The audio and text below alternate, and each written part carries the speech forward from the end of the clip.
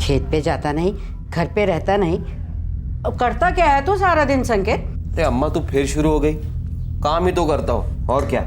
अच्छा जरा मैं भी तो सुनूं क्या काम करता है। अकेला देवदत्त खपे है खेत में, तू तो दिन भर बस आवारागर्दी करता है। और तू क्या 16-18 साल का छोकरा है मटर गश्ती करने को? कितनी बार बोला है अम्मा, खाने की थाली पे बैठकर दिमाग मत चाटा कर, खाना हजम नहीं होता हमें।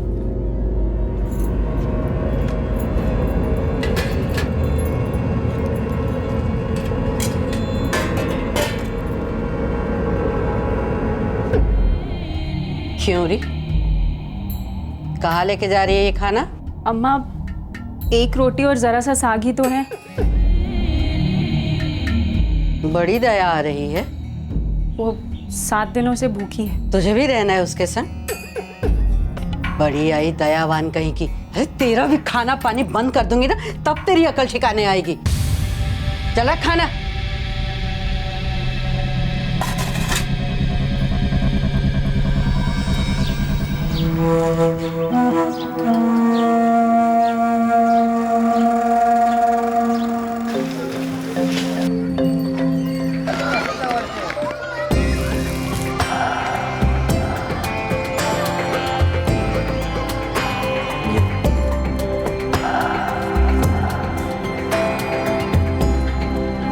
बाबूजी बड़े दिन हुए उज्ज्वला के ससुराल गए हुए, होली भी आ रही है, एक टोकरी और ले लें। हाँ हाँ ले लो ले लो, 2 बरस बाद जा रहे हो उज्ज्वला के घर, और ले जाओ। सुन, आलू की एक बोरी आधी आधी कर दे, आधी बोरी साथ ही ले जाएंगे। 2 साल पहले तेरी शादी में आई थी उज्ज्वला, उसके बाद शक्ल नहीं देखी उसकी। सुनिए, समदन जी से बात करके 1 आध महीने के लिए बुला लो उसको यहाँ। ठीक है, बात करके देखता हूँ।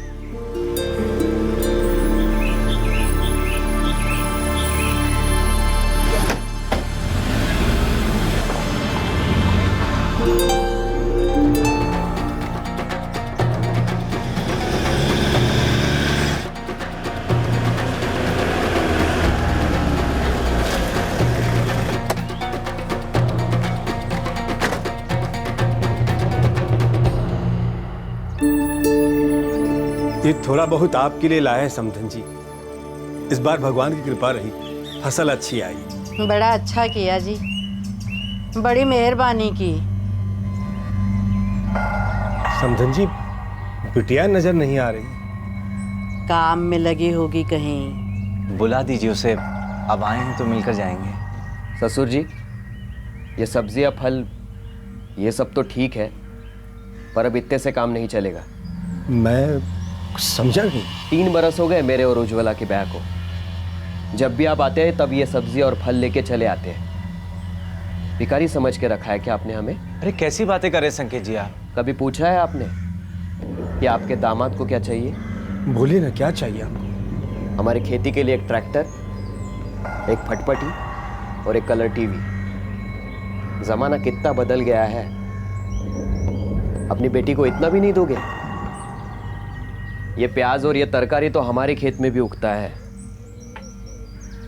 जो मांगा है वो दे दो और फिर तभी आना इस घर में। उससे पहले बेटी की सूरत देखना भी नसीब नहीं होगा। जयराम जी की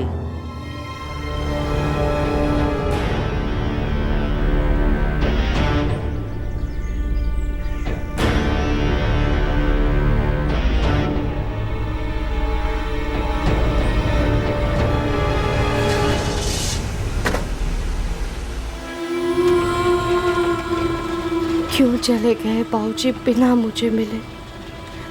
क्यों नहीं कहा मैं नहीं जाऊंगा बिना अपनी बेटी को देखे।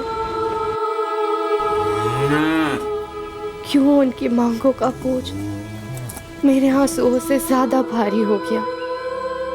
हक से मुझे डांटा, हक से लाड किया। क्यों आज मान लिया कि आपका मुझ पर और मेरा आप पर कोई हक नहीं है।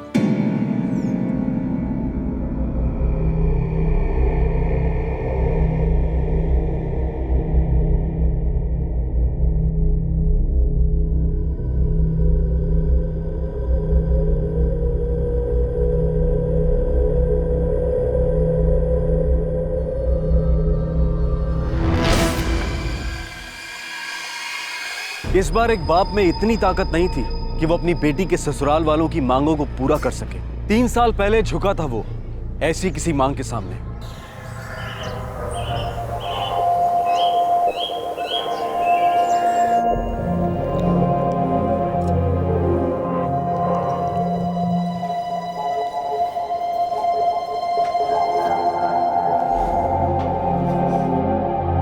₹1,00,000 नकद गणेश जी। 1 लाख?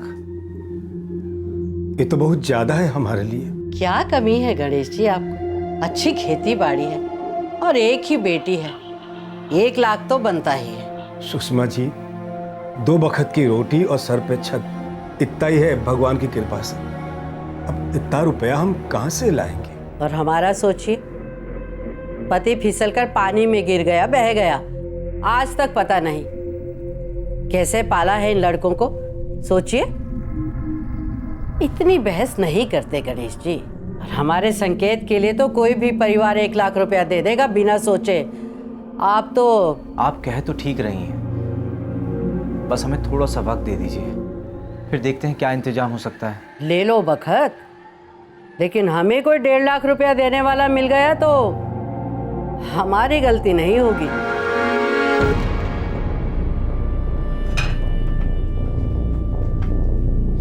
रिश्ता अच्छा है, लड़का भी अच्छा है, बिटिया खुश रहेगी। कैसे भी करके पैसे दे दो।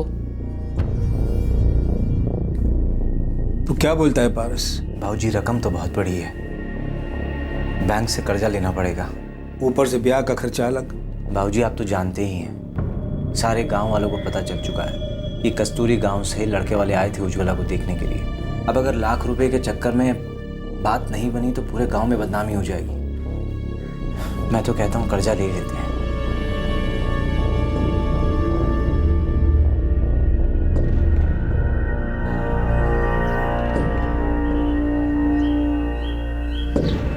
हमें पूरा विश्वास था आप पर। अपनी बिटिया के लिए इतना कर ही दोगे आप। ओम यमकनाय स्वाहा, ओम इंद्राय स्वाहा, ओम वरुणाय स्वाहा, ओम सूर्याय स्वाहा, ओम भवाय स्वाहा, ओम बुधाय स्वाहा, ओम बृहस्पतये स्वाहा, ओम शुक्राय स्वाहा, ओम इंद्राय स्वाहा, ओम अग्न्याय स्वाहा, ओम भवाय स्वाहा। सावित्री सरस्वती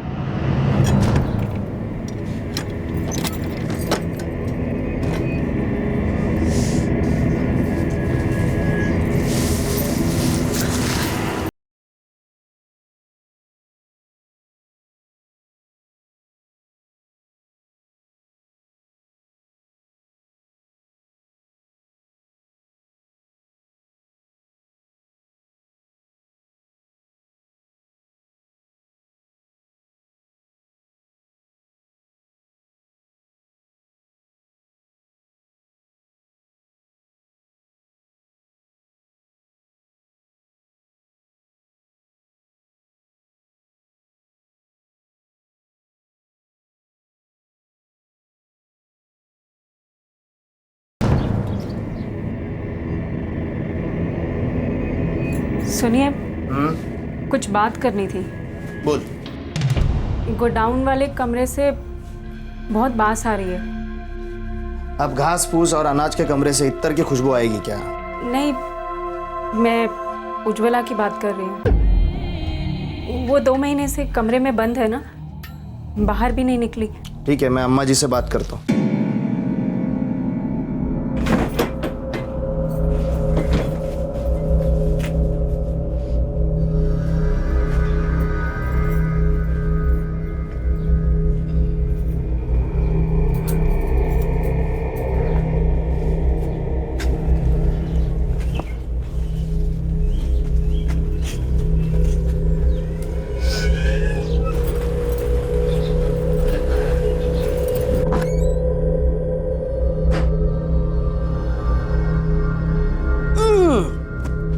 छी छी छी छी, कितनी बदबू मार रही है। जल्दी लेके जा इसे गुसल खाने में।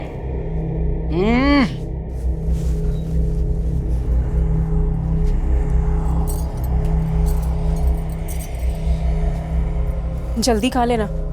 और सुन, कुछ गिराना मत, वरना अम्मा को पता चल जाएगा।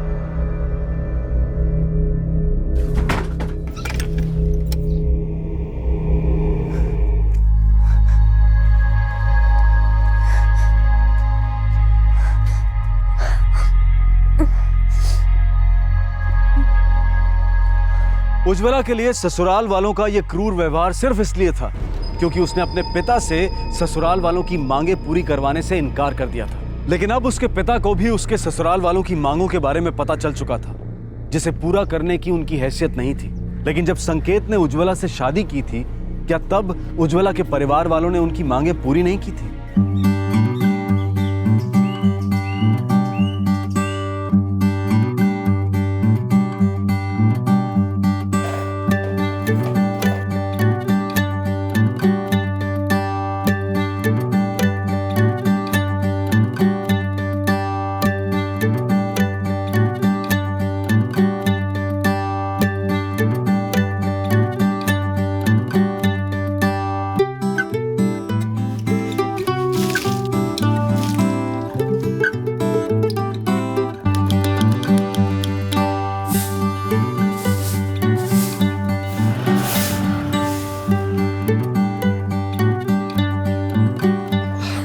ठीक है।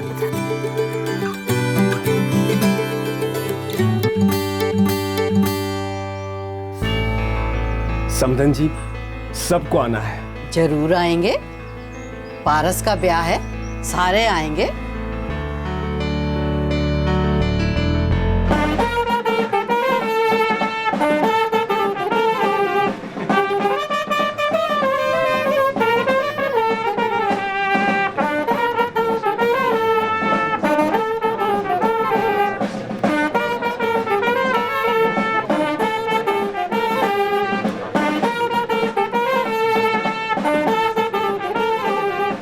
शादी तो बड़े धूमधाम से हो रही है।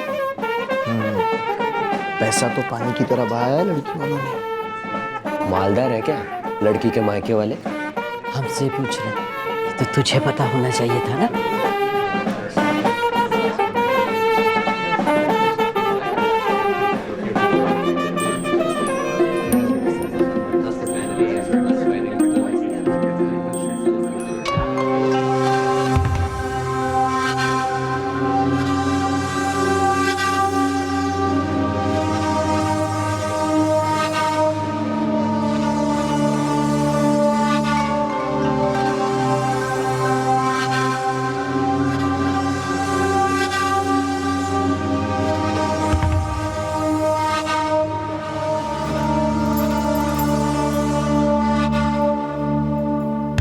भाई की शादी बड़े ठाट से हुई।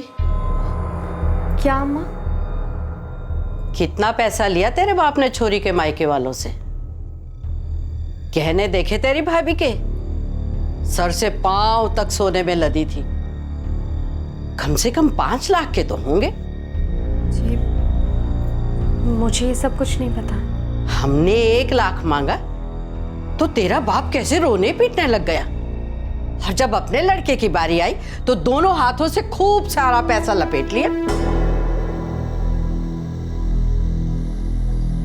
आंखें फटी की फटी रह गई दुल्हन के गहने देख के। सोचो, अगर गहना इतना दिया है तो नगद कितना दिया होगा? क्यों संकेत, कुछ पता चला कितना माल मिला तेरे ससुर को? बहुत मिला है अम्मा। बड़े घर की लड़की हाथ आई है उनके। तू सही कह रही थी, चूना लगा गए लाख रुपया देके। अम्मा भगवान कसम, मेरे बाबूजी के पास इतने पैसे नहीं है। तब नहीं होंगे, भाई की शादी में तो आ गया ना पैसा। तब नहीं दे सके, अब तो दे सकते हैं, हैं? और ज्यादा कहाँ मांग रहे हो? एक फटफटी, एक कलर टीवी और ट्रैक्टर तेरे पति के लिए मांग रही हूँ ना। मुझसे ये नहीं हो सकता है। मैं बाबूजी से अब और कुछ नहीं मांग सकती।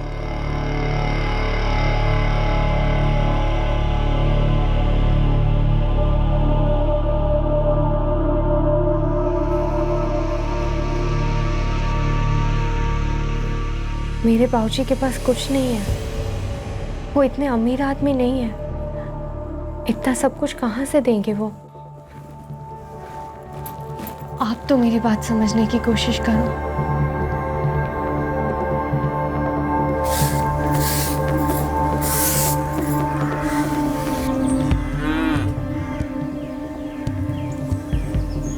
दीदी, आप अम्मा जी को समझाइए ना, आपके देवर जी को भी समझाइए ना। घर में कोई मुझसे सीधे मुंह बात तक नहीं कर रहा। तो मैं क्या करूं? घर में झगड़े लगवाऊं क्या? तो इन सब चीज़ों में मुझे बीच में मत डाल। बात कर लेना अपने घर वालों से और दिलवा दे उन्हें जो चाहिए, वरना ये लोग क्या करेंगे मुझे नहीं पता।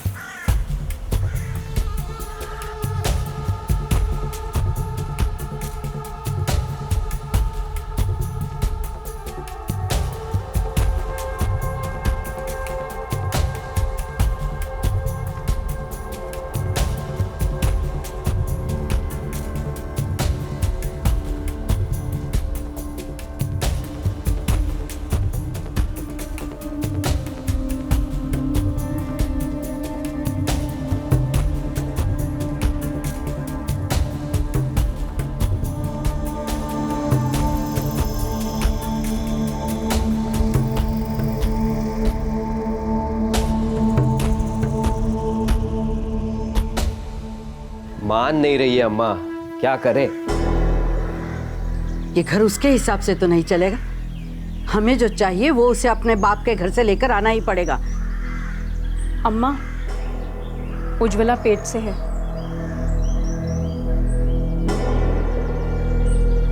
ये तो अड़ियल भैंस की तरह बैठी है, ऊपर से पेट से। उसकी अकड़ तोड़नी पड़ेगी। ऐसा नहीं हो सकता है, ये मेरा बच्चा है। नहीं चाहिए तेरा बच्चा, किसी को नहीं चाहिए। ये हमारा बच्चा है। जब तक तू अपने बाप से ट्रैक्टर, टीवी और फटपटी ना दिलाए ना, तब तक ना ये बच्चा हमारा और ना तू हमारी। मैं बच्चा नहीं गिरवाऊंगी। तो तू अपने बाप से बात नहीं करेगी, है ना? दिया तो है मेरे बाबूजी ने, 1 लाख रुपया दिया, वो भी कर्जा लेकर। आप कहाँ से देंगे? मैं बाबूजी से कुछ नहीं मांगूंगी। कुछ नहीं मांगेगी? कुछ नहीं मांगेगी तू?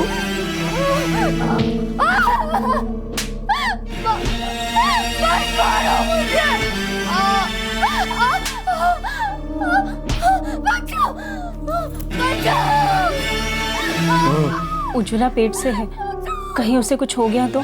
किसी को नहीं चाहिए उसका बच्चा। सो जा चुपचाप।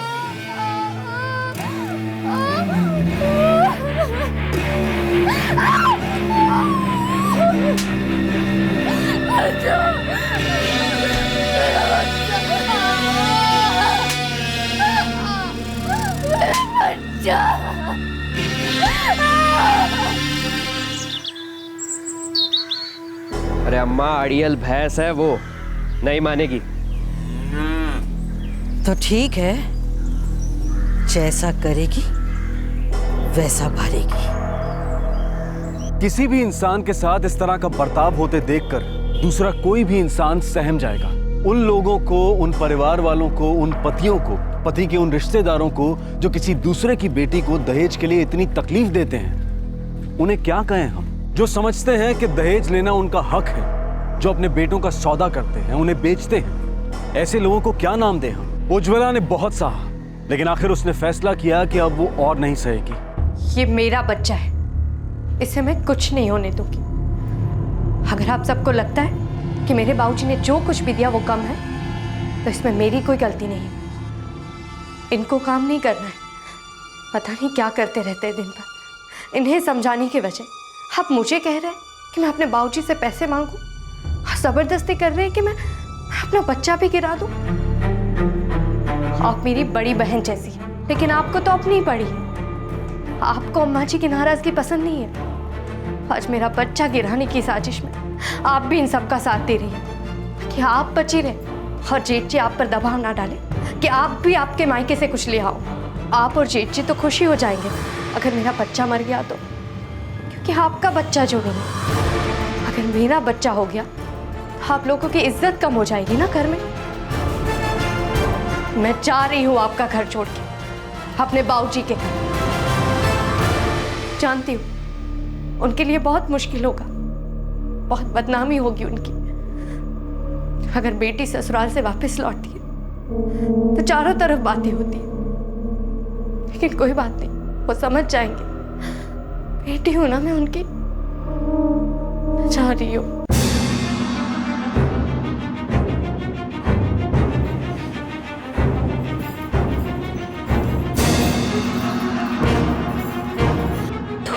चली गई मेरे मुंह पे, और तू खड़ा खड़ा यहाँ मेरा मुंह देख रहा है।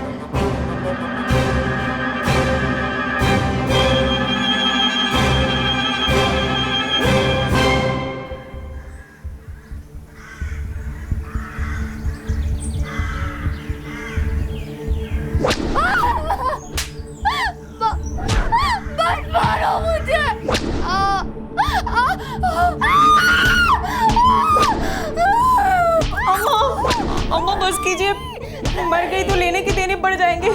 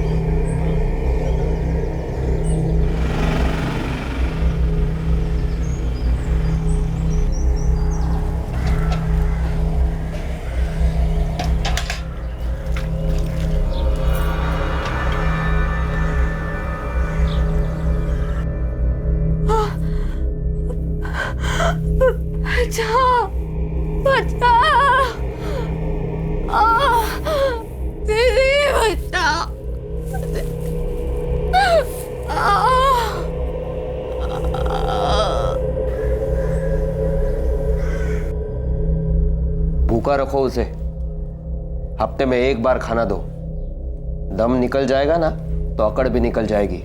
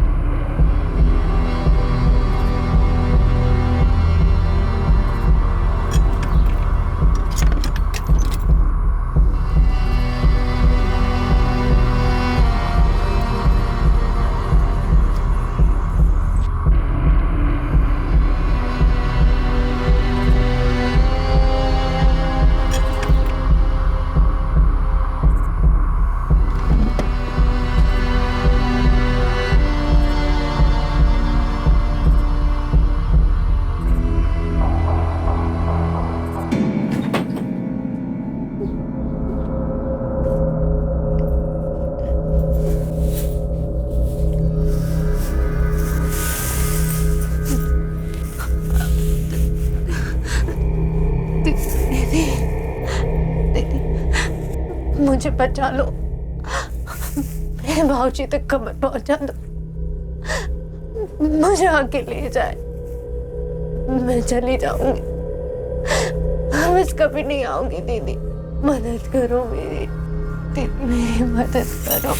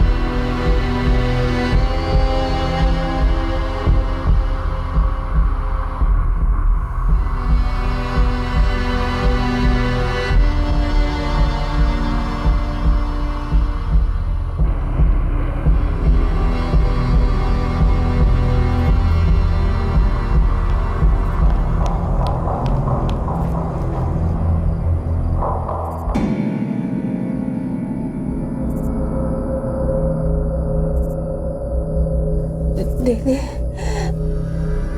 मेरी मदद करो, मुझ में उठने तक की ताकत नहीं है। दीदी मुझे मेरे घर तक पहुंचा दो। मुझे माफ कर दे उज्ज्वला, मैं तेरी कोई मदद नहीं कर सकती। तेरी हालत देखकर पगला गई थी मैं। सोचा दरवाजा खुला छोड़ दूंगी तो तू भाग जाएगी, पर अगर तू भाग गई तो तेरी जगह यहाँ जो दूसरी औरत होगी वो मैं होंगी। सबको पता चल जाएगा कि मैंने ही तुझे भगाया है। मुझे माफ कर दे, मैं तेरी कोई मदद नहीं कर सकती।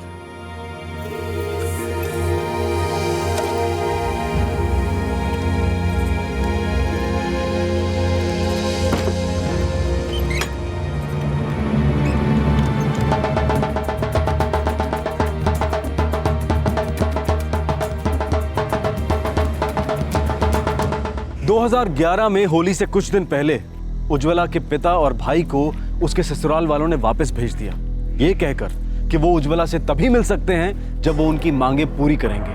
मजबूर पिता और भाई वहां से लौट आए।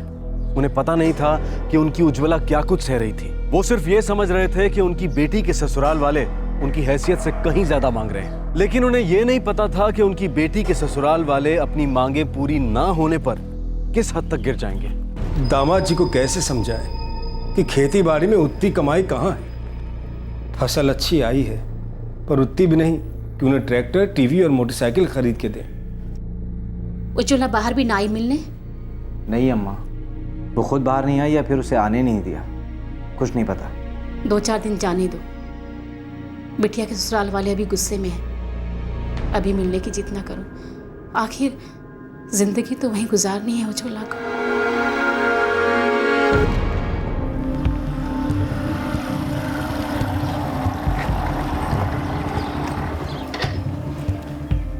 संकेत जी सच कह रहे हैं, हम लोगों की इतनी हैसियत नहीं है। बेवकूफ समझे हो क्या हमें? सबको मालूम है कितना माल लेके आई है तेरी लुगाई। अरे संकेत जी, उसमें मेरा कुछ नहीं है, सब कुछ उसका है। वो तेरी तू जाने, हमें सिर्फ अपने सामान से मतलब है। देखिए, मुझे एक बार उज्ज्वला से मिलने दीजिए, बस एक बार बात करूंगा उससे।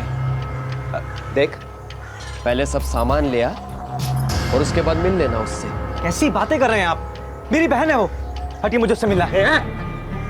ज्यादा हाथ पांव चलाने की गलती ना करना, ज्यादा फड़फड़ा है ना तो हड्डी पसली तोड़ दूंगा। और एक बात कान खोलकर सुन ले, वो तेरी बहन थी, अब वो मेरी घरवाली है। निकल यहां से। जब तक सामान लेके नहीं आता ना, तब तक अपनी शक्ल मत दिखाना। चल।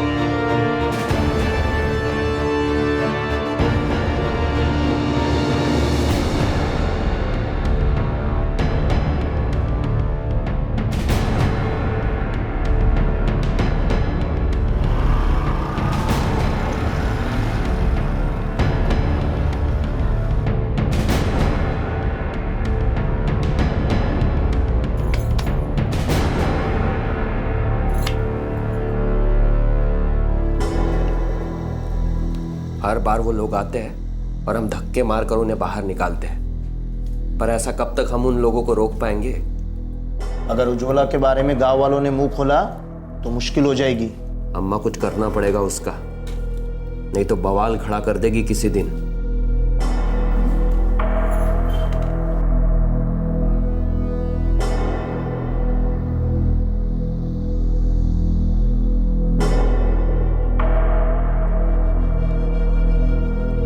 धुरीपुर में तुम्हारे फूफा रहते हैं, उनसे बात करो, ऐसे में वही काम आएंगे।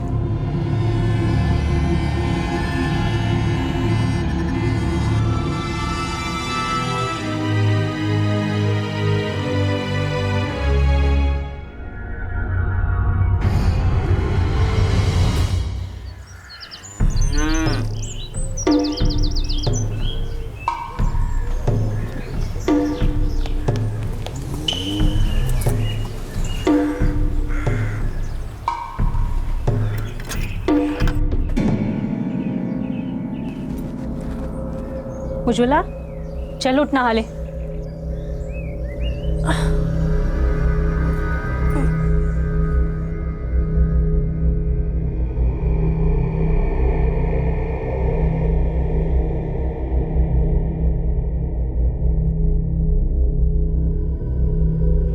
जल्दी लेके जा इसे।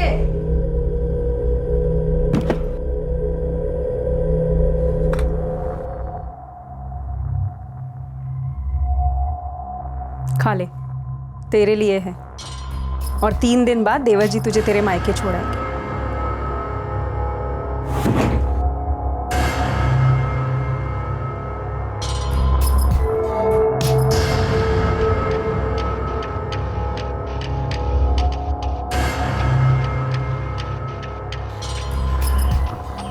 सफर करने जितनी ताकत आ गई है उसमें।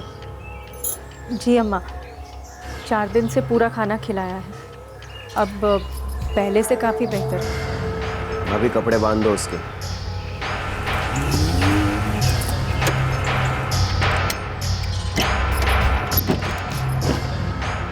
चल।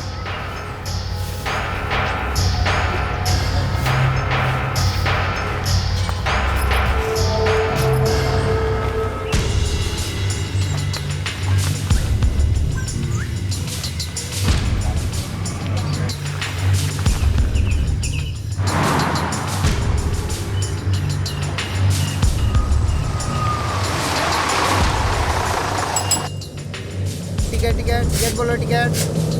हाँ भाई ticket ticket ticket ticket ticket बोलो टिकट। धुरीपुर के 2 टिकट देना। धुरीपुर का टिकट।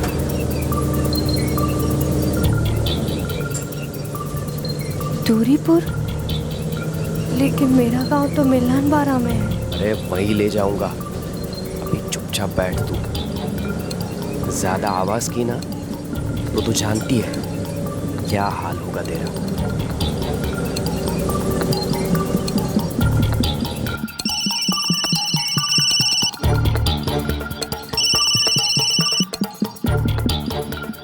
हाँ बेटा संकेत बोलो।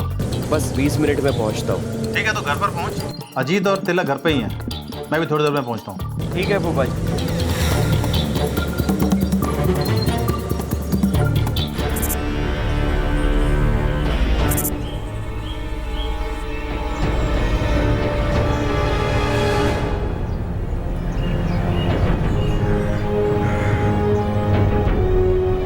चल।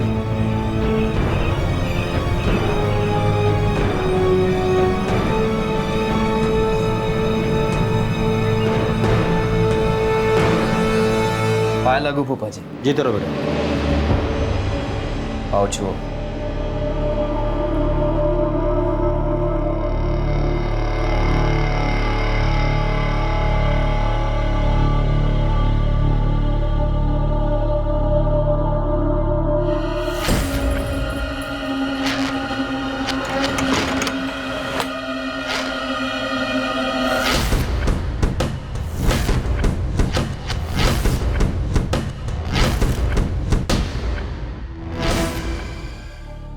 अपने गांव में नहीं कर सकता मैं ये काम, इसीलिए आपके पास आया हूं। इसका बाप तो कुछ नहीं देने वाला, वैसे भी इसे साथ में रखकर क्या करूंगा, इसलिए आप जो ठीक समझे वो कीजिए।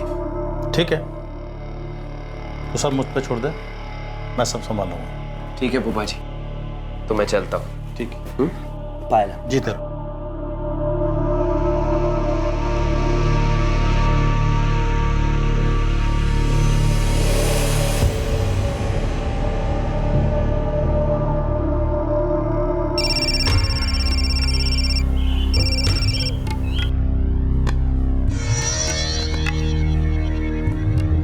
मालिक, सुखलाल जी का फोन है।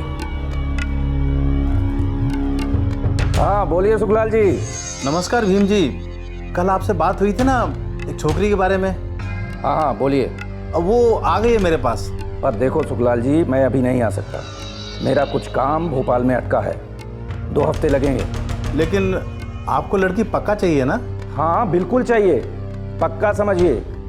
बस मुझे 2 हफ्ते दे दीजिए, मैं खुद लड़की को लेने आऊँगा। ठीक। लड़की अभी 2 हफ्ता ही रहेगी। क्या करे कुछ समझ में नहीं आता।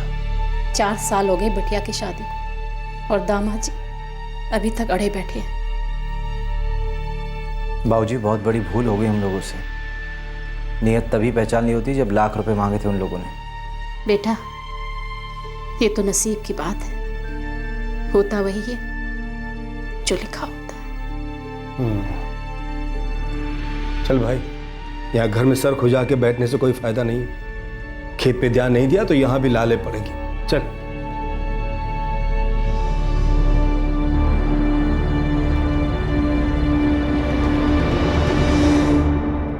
क्यों उज्ज्वला के परिवार ने ससुराल के दरवाजे पर जोर से दस्तक नहीं दी और ये जिद नहीं की कि वो अपनी बेटी से मिले बिना वहां से नहीं जाएंगे? बस ये कह देना कि नसीब की बात है और उसे स्वीकार कर लेना। ये कैसी सोच है? एक आवारा दामाद की अमानवीय मांगों के आगे इतनी जल्दी हार क्यों मान ली उन्होंने? क्यों उन्हें उसकी जिद में किसी विकृत मानसिकता की, किसी आपराधिक प्रवृत्ति की दस्तक नहीं सुनाई दी?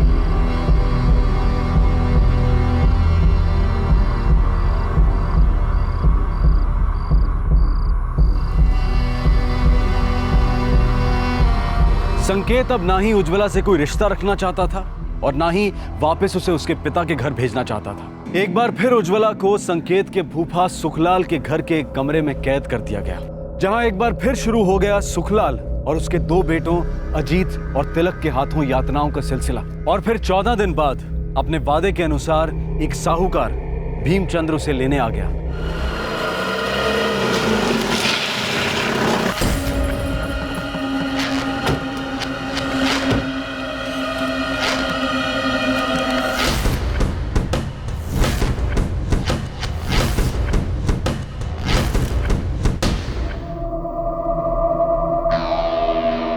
भीम जी, लड़की अंदर है, जाके देख लीजिए। उदय, जाओ।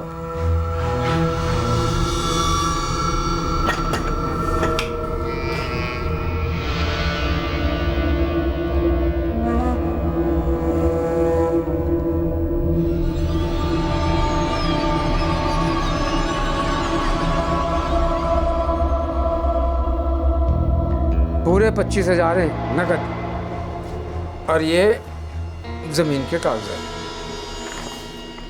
सुखलाल जी, क्या देख रहे हो? सब बराबर है। अरे भीम जी, आपने दिया तो सब ठीक ही होगा, फिर भी नजर दौड़ाने में क्या हर्ज है? दौड़ाइए नजर। सब ठीक है। लड़की को बोलो जाने के लिए तैयार हो जाए।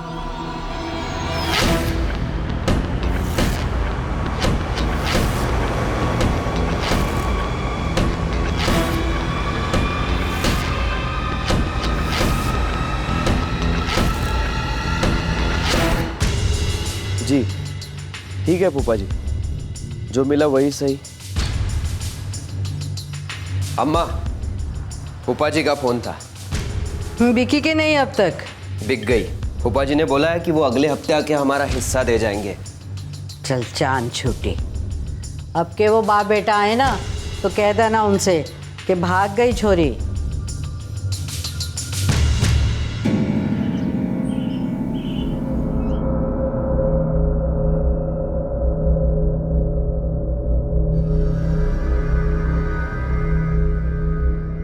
दो महीना हो गया कर्जा लिए।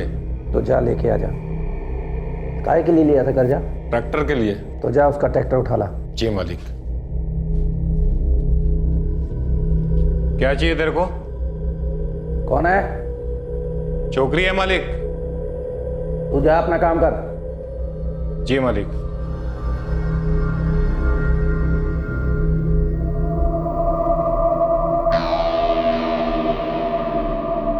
अपना दुखड़ा मत सुना मुझे, समझी? खरीदा है तुझे, अब तो यहीं रहेगी। मुझे मेरे बाबूजी के पास जाने दो। सुन छोकरी, अब तो यहाँ आ गई है, अब यहाँ से कहीं नहीं जा सकती, समझी? और रोना धोना बंद कर, चल अपने कमरे में।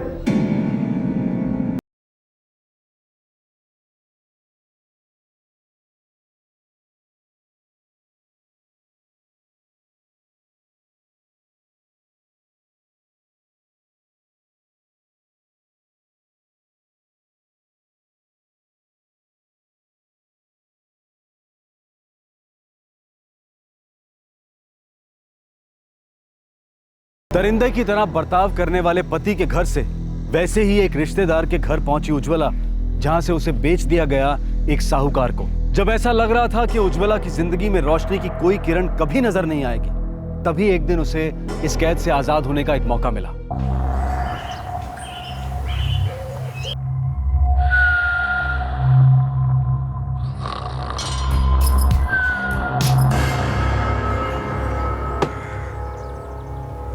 ए, तू भी चल साथ में, आज बड़ी वसूली है। ए, गाड़ी निकाल।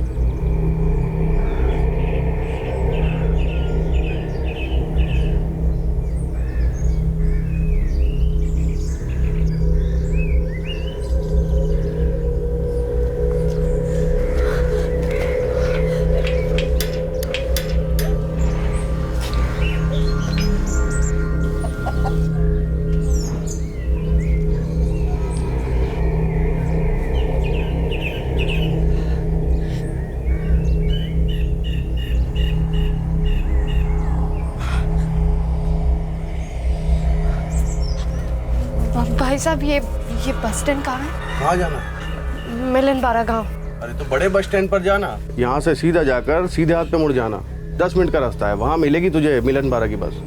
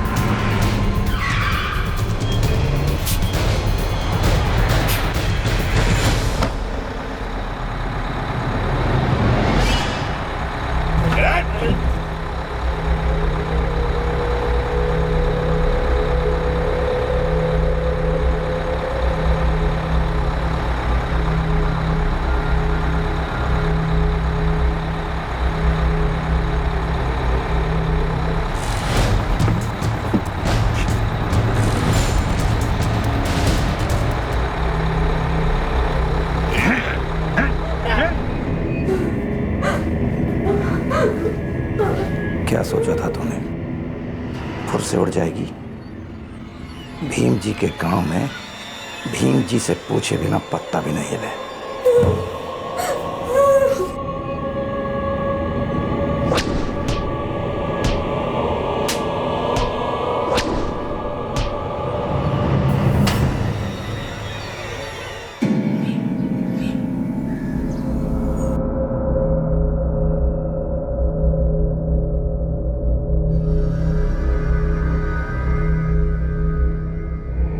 मालिक, बुखार अब तक नहीं उतरा है। मालिक, मर मराना जा छोरी, बेकार में मामला बढ़ जाएगा और फिर संभालना बहुत मुश्किल होगा। और उसे ठिकाने कहाँ लगाएंगे?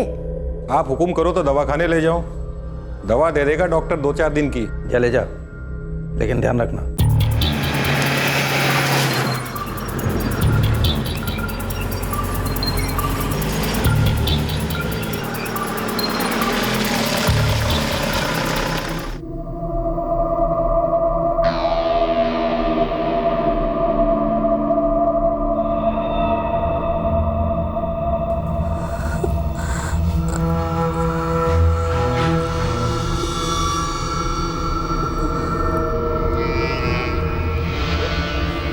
ये सब क्या है? किसने ऐसी हालत की तुम्हारी? बचा लो मुझे, मेरी मदद कर दो। देखो रो मत, बताओ ये कैसे हुआ?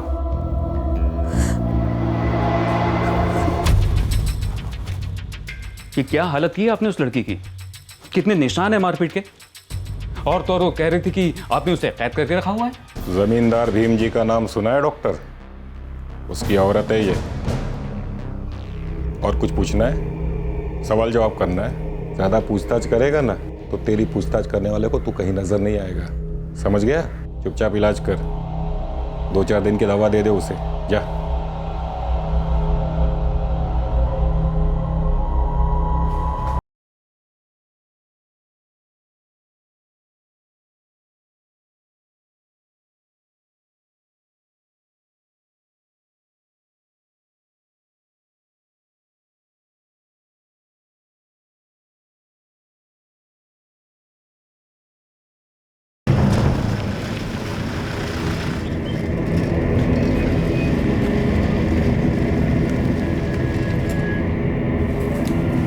मंजू, वो लड़की, क्या हुआ था उस लड़की को?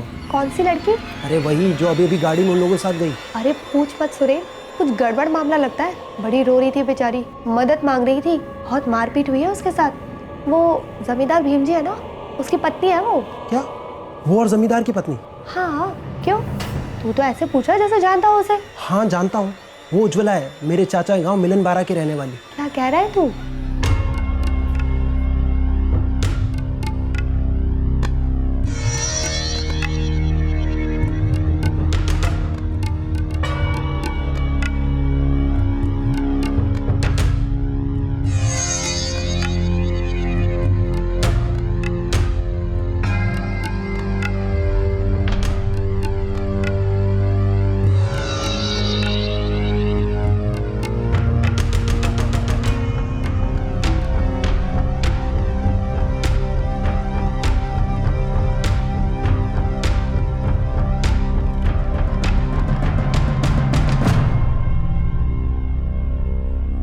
नमस्ते जी, मैं विद्याधर जी का भतीजा हूँ, सुरेन। बैठो ना जी, बोलो क्या बात है? जी मैं आपकी बेटी उज्ज्वला की शादी में आया था।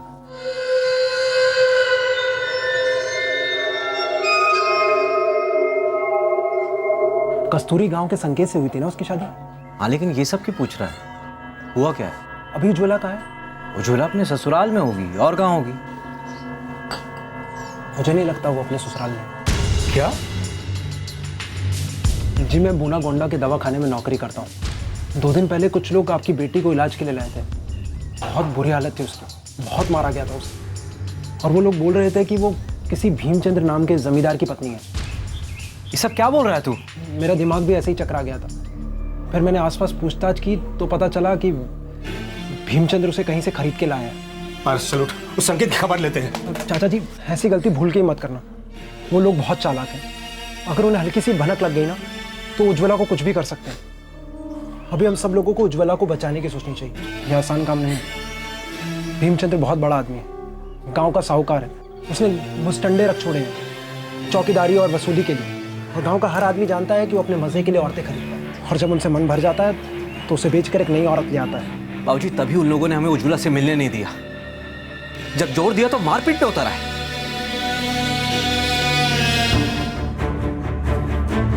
अगर सुरेन की बात सही निकली तो हमें उज्ज्वला को बचाना ही होगा। 4 साल हो गए बिटिया को देखे हुए, न दामाद जी न उनकी माँ कोई हमको बिटिया से मिलने का मौका ही नहीं दे रहे। हमको लगा कि हमने उनकी मांगे पूरी नहीं की इसलिए ऐसा कर रहे। क्या खबर थी कि बिटिया के साथ ये सब हो रहा है। अब ये हमारे गांव के इज्जत का मामला है। आपकी बेटी हमारी बेटी। अब भीमचंद्र चाहे जितना ही लठायत बुला ले, हम उज्ज्वला को वापस लाकर ही रहेंगे।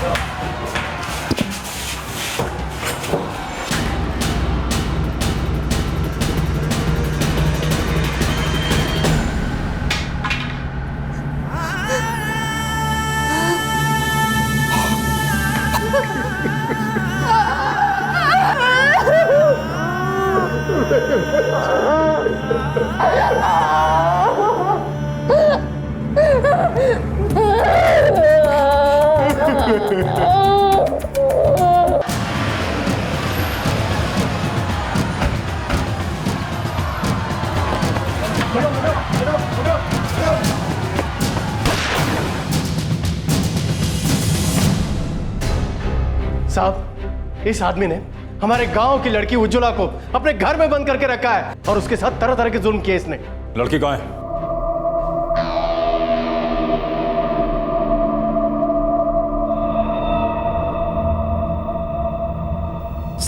साहब इस लड़की को खरीद के लाया था। इंस्पेक्टर साहब, आप जरा यहाँ आइए ना। ये बात तो हम लोग आपस में मिलकर निपटा सकते हैं। साहब, अगर आपने इसकी बात सुनी या ऐसे निपटने की कोशिश की तो कसम से मैं इसको यही खत्म कर दूंगा। बंद करो ये खून खराबे की धमकियां। पहले मुझे लड़की की ज़बानी सुनना है कि सच क्या है।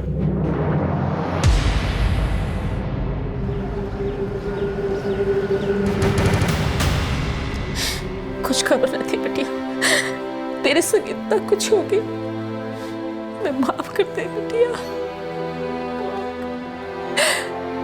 माफ कर।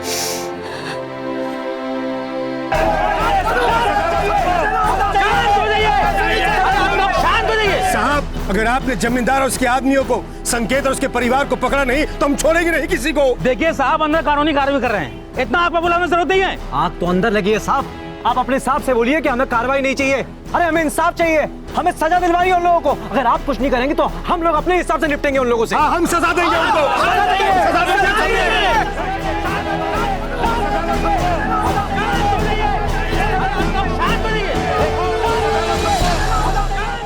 सर, हमने जमींदार को हिरासत में लेके बयान लिया है। उसने धोरीपुर गांव के एक आदमी सुखलाल को पैसे दिए थे लड़की खरीदने के लिए। और जो सुखलाल है सर, ये लड़की के पति का फूफा है। लड़की का बयान तो ले लिया है ना? हाँ सर, जानवरों से भी ज्यादा बुरा हाल किया है लड़की। क्या क्या नहीं किया उसके साथ। बहुत बुरी हालत है सर उसकी, और यहाँ के हालात भी बहुत नाजुक है। गाँव वाले बहुत भड़के हुए हैं, अगर बात बढ़ गई तो हाथ से निकल जाएगी। लड़की को मेडिकल के लिए भेज दो। सारे गुनाहगारों को फौरन गिरफ्तार करो। मामला आगे मत जाने दो।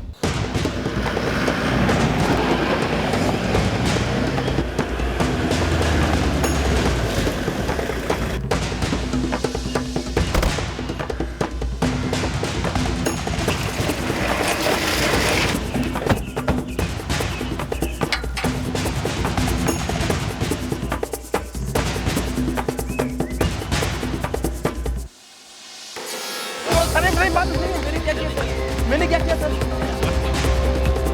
सर मैंने कुछ नहीं किया सर।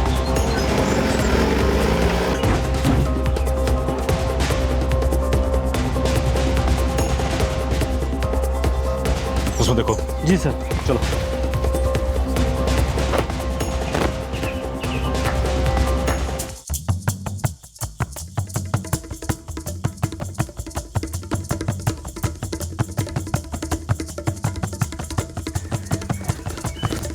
सर, लगता है सारे घर वाले भाग गए, अंदर कोई भी नहीं है। साहब, वो तो कल रात ही चले गए थे।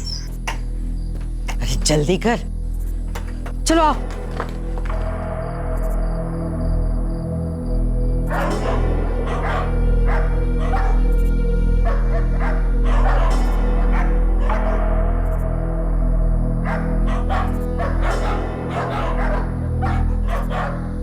साहब उन्हें खबर मिल गई होगी कि उज्ज्वला को बचा लिया गया है। साहब हमारा ये पड़ोसी हेम प्रकाश ये भी भाग गया, इसीलिए खबर दी होगी। अजीब बात है, पूरा गांव जानता था कि लड़की के साथ कितनी ज्यादती हो रही है, लेकिन सबके सब मुंह पे ताला लगा के बैठे हुए थे। अरे कोई तो खबर करता पुलिस को। साहब सास बहू का मामला है और फिर ऊंच नीच तो हर घर में होती है, हम लोग कर भी क्या सकते हैं। और फिर ये तो इनके घर का मामला है ना। उनके घर का मामला है। कल अगर तुम्हारी बेटी के साथ यही होता तब भी यही कहते तुम। एक लड़की के साथ इतना शर्मनाक सलूक हो रहा था, मारपीट हो रही थी, कम से कम बचा तो सकते थे कि नहीं?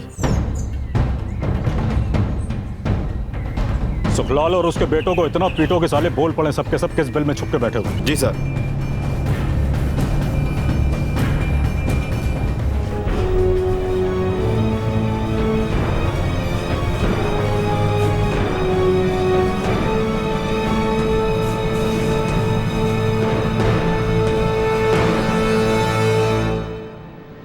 उज्ज्वला को बहुत ही बुरी तरह टॉर्चर किया गया है, बार बार उसका शोषण भी हुआ है, शारीरिक मानसिक यातनाएं दी गई। रिपोर्ट कब तक मिल जाएगी? कल सुबह तक।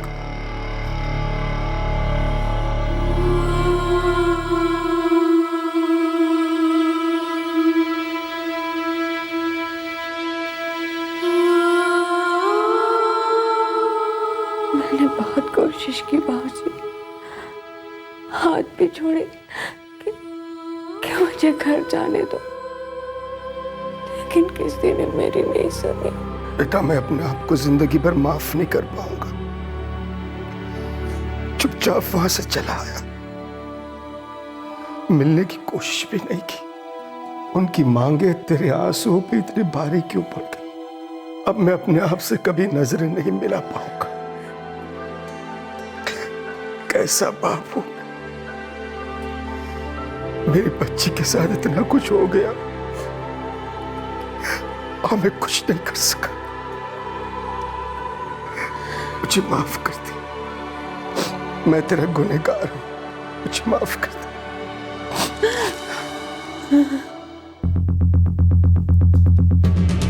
2 महीने फरार रहने के बाद संकेत, देवदत्त, मीना और सुषमा ढूंढ लिए गए और पुलिस की हिरासत में भी ले लिए गए और साथ ही पकड़ा गया उनका पड़ोसी हेम प्रकाश, जो इस घिनौने शोषण का हिस्सा बना हुआ था।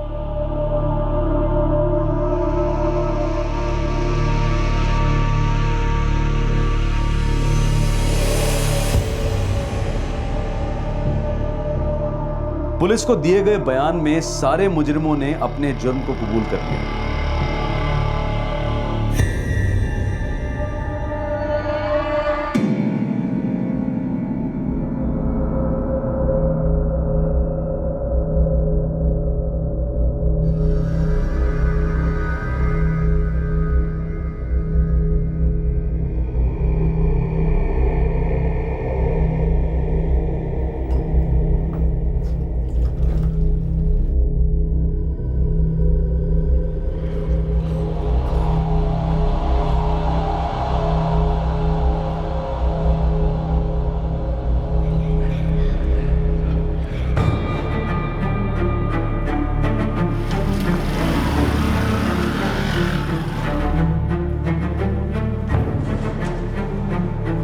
जांच चल रही है गणेश जी।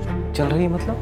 देखो आपको तो पता है कि हमने चार्जशीट फाइल कर दी और अब ये केस अदालत के सामने है और वहां तो थोड़ा टाइम लगेगा ही। और कितना टाइम लगेगा साहब? अपराधी जमानत पे रिहा है, आजाद घूम रहे हैं। अदालत को और क्या सबूत चाहिए? सबको सब कुछ साफ साफ पता है। 4 साल तक उन्होंने मेरी बहन के साथ गंदा और घिनौना अत्याचार किया, उसके बावजूद भी वो लोग बाहर आजादी से घूम रहे हैं। कहाँ है आपका न्याय साहब?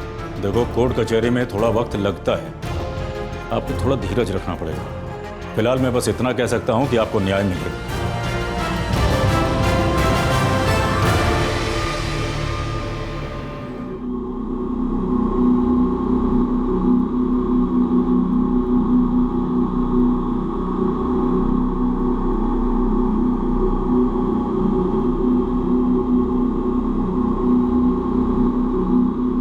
अब तक शिनाख्त नहीं हुई? नाम तक नहीं? नहीं सर, अब तक कुछ पता नहीं चला।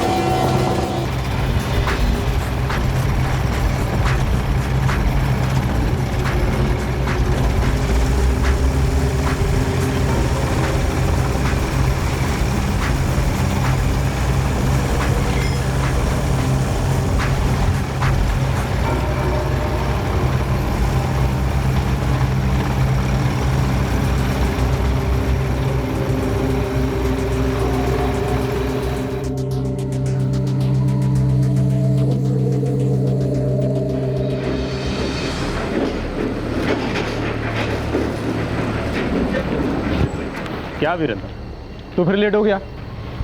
8:15 बज रहे हैं। माफ करना, थोड़ा बस मिलने में टाइम लग गया।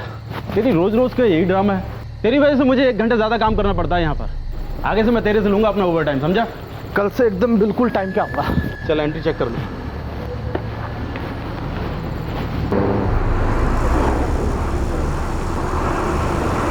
थैंक यू यार। हैं अरे कितना?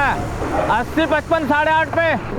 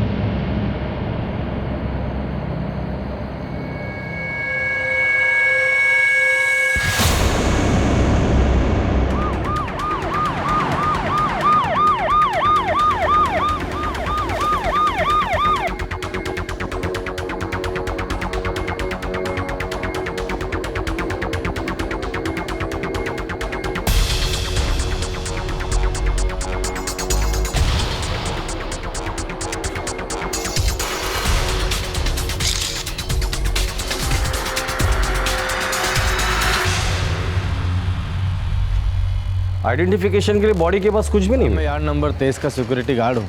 रोज की तरह राउंड पे निकला था, तभी मेरी नज़र इस लाश पे पड़ी। किसी ने चिल्लाने की आवाज़ नहीं सुनी? साहब, रात को बहुत कम लोग रहते हैं काम पर, आवन जावन कम ही रहता है लोगों का। अरे लेकिन कोई यार्ड के अंदर आया, इस आदमी को मारा, तो ये मरने वाला चिल्लाया नहीं होगा, चीखा नहीं होगा? मुझे नहीं पता साहब, मैं तो रोज़ लेट आता हूँ ड्यूटी पे। आज भी 8:15 बजे आया था, तब से तो कुछ नहीं सुना। कौन है? कौन ये? यहाँ का वर्कर है? साहब अगर ये वर्कर होगा तो गेट पर इसके आने का एंट्री होगा साहब। देसाई, बॉडी पोस्टमार्टमला पाठवून दे। सर।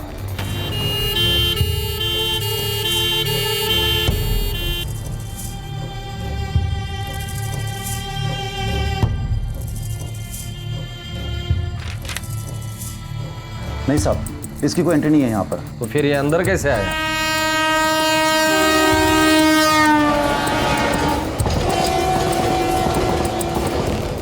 कभी कभी लोग इधर से भी आते हैं और ये हमारी मालगाड़ी की रेलन है साहब, जो आगे जाकर के वेस्टर्न और सेंट्रल रेलवे की ब्रॉडगेज में मिल जाती है।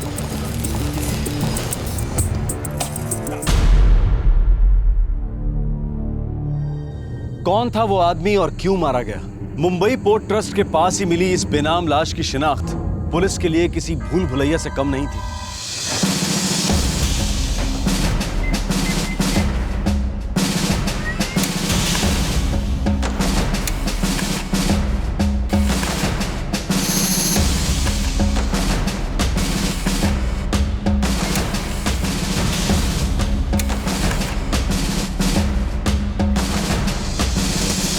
सर, मुंबई और आसपास के सारे पुलिस स्टेशन से पता किया, ऐसी कोई मिसिंग कंप्लेंट नहीं है और ना ही इस आदमी के बारे में कोई जानकारी। डेड बॉडी के पास भी हमें कुछ नहीं मिला, ना सेल फोन ना आईडी कार्ड, जिससे ये पता चल सके कि इस आदमी का नाम क्या है, रहता कहाँ है। सिवाय सिनेमा के 2 टिकटों के।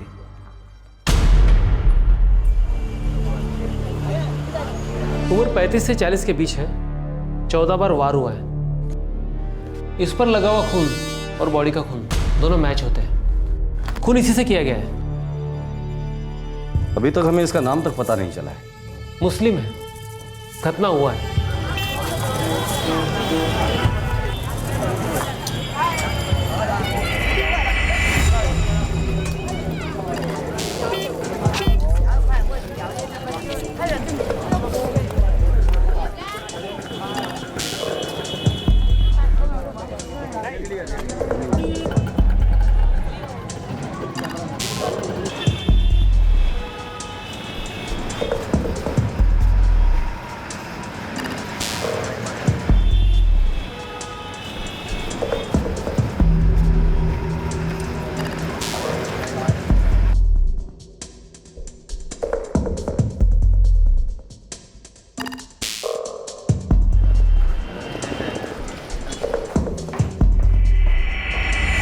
सब कोई बॉडी लेने या तलाश करने भी नहीं आया अब तक। ताज्जुब है, इस आदमी को पहचानने वाला एक भी आदमी मुंबई में नहीं है। सर पिक्चर की 2 टिकटें हैं, उस एंगल में इन्वेस्टिगेट करें, हो सकता है कोई क्लू मिल जाए। ठीक है, अब तक तो ये एक ही सुराग हमारे पास है।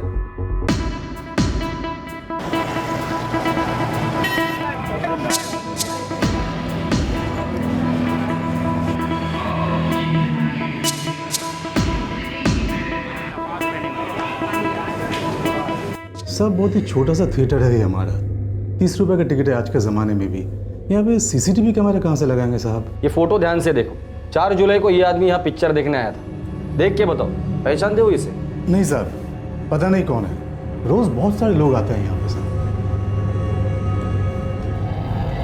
पर साहब एक बात है, शायद आपका किसी काम आ जाए। बोलो। साहब मजदूर टाइप के लोग ज़्यादा आते हैं यहाँ पे, और बाजू में कोठे हैं। कुछ लोग तो वहाँ से लड़कियाँ भी लाते हैं, और हो सकता है ये किसी का कस्टमर हो और वो पहचान जाए।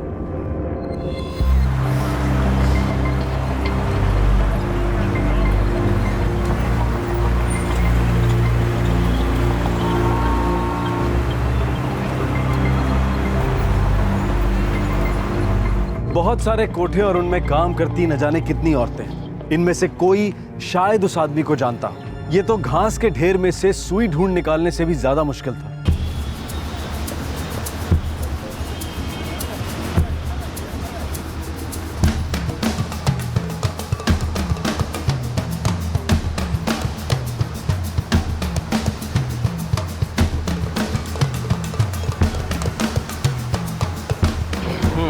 ये हो गया, ये हो गया, ये हो गया, ये हो गया, और वो पीछे वाला एरिया भी हो गया ना? हाँ सर, पर अभी भी 4 एरिया बाकी है। चलो वो भी देख लेते हैं, शायद कुछ मिल जाए।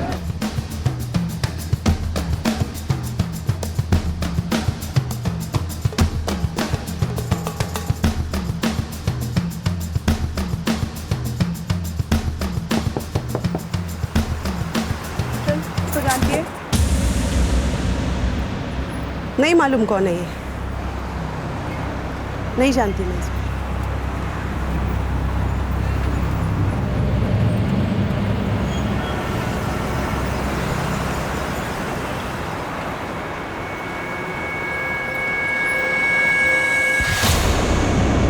अरे छोड़, कहाँ लेके जा रही है? अरे बोल ना। नाज़नीन नाम है इसका। तू नहीं जानती ये आदमी कौन है? मैंने उधरिच बोला था कि नहीं जानती करके। काय को खाली पूरी टाइम वेस्ट करने का। तेरे पास वाले कमरे में जो रहती है उसका नाम बता। वो तो रुखसाना है। नहीं मालूम कौन है ये। देख नाज़नीन, हमें पक्का पता है कि ये रुखसाना उस आदमी को जानती है। हाँ तो उसको पकड़ने का साहब, मैं वो काय को परेशान करने का। तू सिर्फ इतना बता, रुखसाना झूठ बोल रही है ना? साहब मैंने उस आदमी को 1-2 बार आते जाते देखा था रुखसाना के पास। हो सकता है वो भूल गई हो।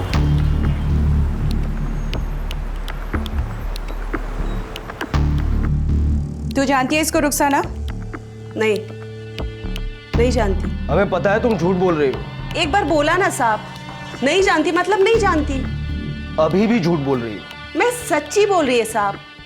हमें सिर्फ ये पता करना है कि ये आदमी है कौन। साहब धंधे से सर उठाने का टाइम नहीं मिलता। अब क्या मैं हर आने जाने वाले का फोटो खींच के मोबाइल में रखेगी? अरे नहीं पढ़ने का इस लफड़े में मेरे को साहब। तेरे पास आया था? हर आदमी का चेहरा देखेंगे ना तो जीना मुश्किल हो जाएगा। हम हाथों का रोकड़ा देखते हैं, आदमी का चेहरा नहीं। देख रुखसाना, मैं जानता हूं तू लफड़े में नहीं पड़ना चाहती, पर ये लफड़ा नहीं है, एक्सीडेंट का केस है। एक्सीडेंट में मरा ये। अब इसकी फैमिली होगी, उनको इन्फॉर्म करना होगा। बेचारे के बीवी बच्चे होंगे। चल बता दे, क्या जानती है इसके बारे में? साहब, ये कौन है ये तो मैं नहीं जानती, पर हाँ आया था ये मेरे पास 2-3 बार, यही कोई 1-आध महीने पहले।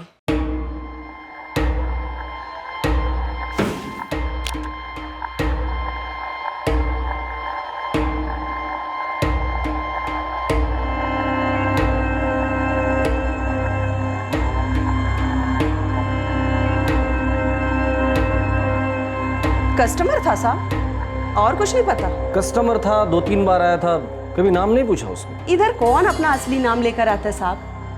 और अपने को क्या करना किसी का नाम पता ठिकाना जानकर? अपना काम है, रोकड़ा लिया, काम किया, खलास। और वैसे भी वो कोई सेठ वेठ नहीं था कि मैं उसका नाम पता जानती। तेरी मैडम को तो मालूम होगा ना? मेरे को मेरा मालूम, अपनी कोई मैडम नहीं है। ये तुम्हारे पास आया कैसे? वो मेरा एक पहचान वाला उसको लेकर आया था। कौन? जमाल। पूरा नाम बोल। अशरफ जमाल साहब, वो मेरा पुराना कस्टमर है, वही उसको लेकर आया था मेरे पास। ये अशरफ जमाल मिलेगा कहाँ? वो तो नहीं पता साहब, वो कोई कंस्ट्रक्शन साइट पे दिहाड़ी मजदूरी का काम करता है। किधर? इधर ही वडाला में कहीं।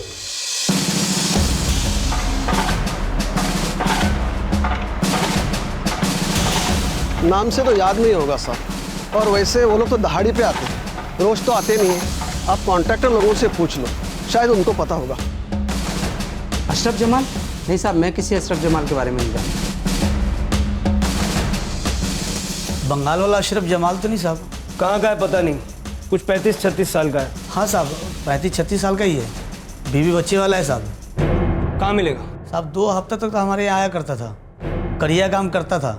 अब वो गांव चला गया बंगाल, 2 हफ्ता पहले गया साहब। उसका गांव का नाम है कुछ बारेसात कुछ गांव का नाम है साहब। इसको पहचानते हो? साहब नहीं, मैं नहीं जानता साहब। मैंने पहले ही कहा था नहीं पढ़ने का मेरे को इस लफड़े में। अब आप लोग खाली पीली मेरे को अप डाउन कराओगे। ज्यादा मच मत कर, तू जानती है वो आदमी कौन है? तेरे को चलना पड़ेगा अभी। ये अशरफ जमाल बंगाल का है ना? हाँ साहब। बारासात का, बराबर? हाँ, 12 ही बोला था वो। देखो रुखसाना, इस आदमी को जानने वाला सिर्फ एक ही आदमी है, और वो है अशरफ जमाल। अब हम में से कोई नहीं जानता कि अशरफ जमाल है कौन और दिखता कैसे है। तुम्हें हमारे साथ चलना होगा उसे पहचानने के लिए। और कितने दिन धंधा बंद रखेगी साहब? मेरे को लफड़े में मत फंसाओ। हाँ रुखसाना, इस आदमी की लाश अस्पताल में लावारिस पड़ी है, हमें इस आदमी का नाम तक पता नहीं, और इंसानियत के नाते हमारा फर्ज बनता है कि इसके घर वालों को हम खबर कर दें। अक्खी मुंबई में मैं ही बची थी इंसानियत का फर्ज निभाने के लिए।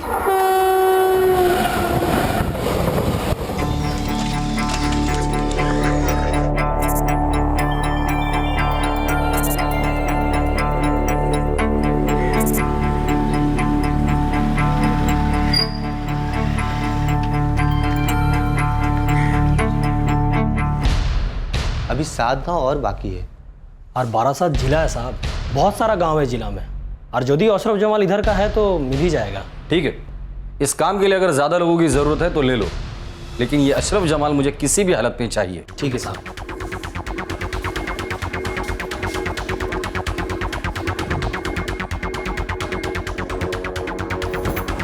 मैडम 5 दिन से इधर पड़ी, और कितने दिन रहने का इधर मेरे को? जब तक अशरफ जमाल नहीं मिल जाता है तब तक। मैडम, अरे मेरे को काय को फंसा रहे हो तुम लोग?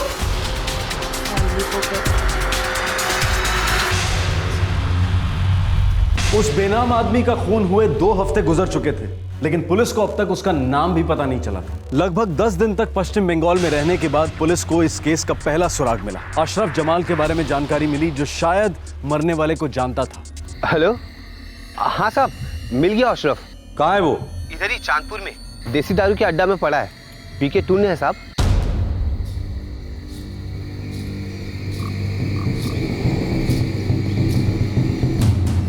আরে দাদা কোথায় নিয়ে যাচ্ছেন আমারে বলুন তো দেখি।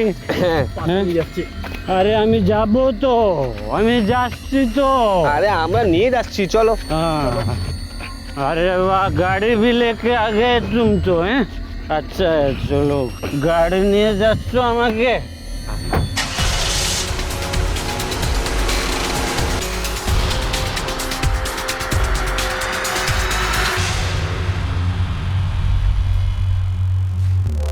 यही है अशरफ जमाल? हाँ साहब, यही है।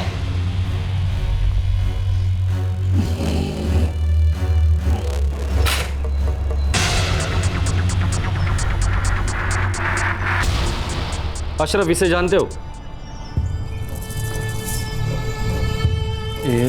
ये तो हुसैन है साहब, इसको क्या हो गया? ये हुसैन का पूरा नाम क्या है? नहीं मालूम साहब, ये तो हुसैन ही बताया था अपना नाम। मैं तो उसको हुसैन करके बुलाता था साहब। देख अशरफ, हुसैन का मर्डर हो चुका है और हम लोग इसके परिवार वालों को ढूंढ रहे हैं ताकि इसकी बॉडी उनके हवाले कर सके और इसके खूनियों को भी पकड़ने आए। साहब मैं इसके परिवार के बारे में कुछ नहीं जानता साहब। वो 2-3 हफ्ता इसके साथ काम किया था, वो कंस्ट्रक्शन के साइट पे साहब। इसके अलावा कुछ नहीं पता साहब मुझे।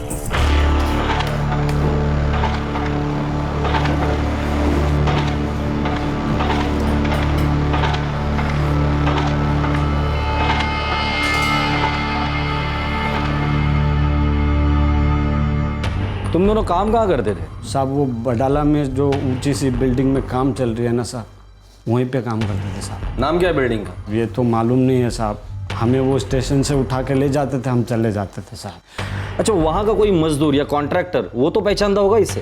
हो सकता है साहब।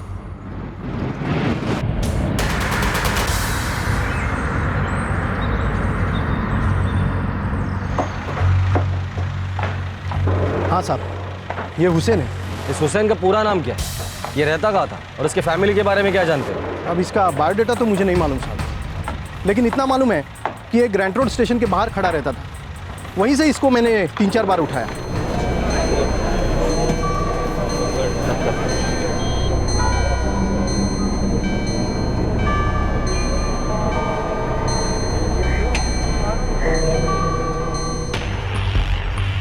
हुसैन का मर्डर हो चुका है, हम लोग इसके घर वालों को ढूंढ रहे हैं। इस हुसैन के बारे में क्या क्या जानते हो तुम? ज़्यादा कुछ मालूम नहीं सर, लेकिन एक नंबर का बेवड़ा था। झगड़ा करने के लिए हमेशा तैयार रहता, बात बात पर उसकी खोपड़ी सटकती थी।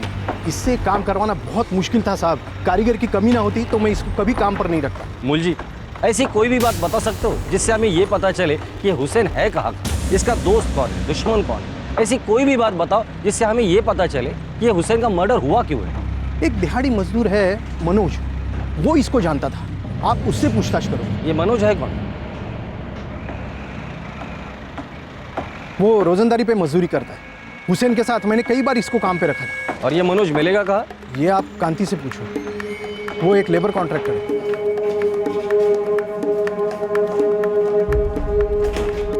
कांति, मुझे मनोज चाहिए। साहब मनोज तो इधर नहीं है, मेरी जानकारी में तो गांव चला गया। गांव कहाँ है उसका? उत्तर प्रदेश का है साहब। 2 हफ्ते पहले उसका एक्सीडेंट हो गया था, उसके बाद वो गांव चला गया। इसको जानते हो? नहीं साहब। ये भी मनोज की तरह मजदूरी का काम करता था? पता नहीं साहब, मैं मनोज को ही उठाया करता था प्लम्बिंग के काम के लिए, इसको कभी नहीं उठाया। मनोज का कोई फ़ोन नंबर है? हाँ है ना साहब।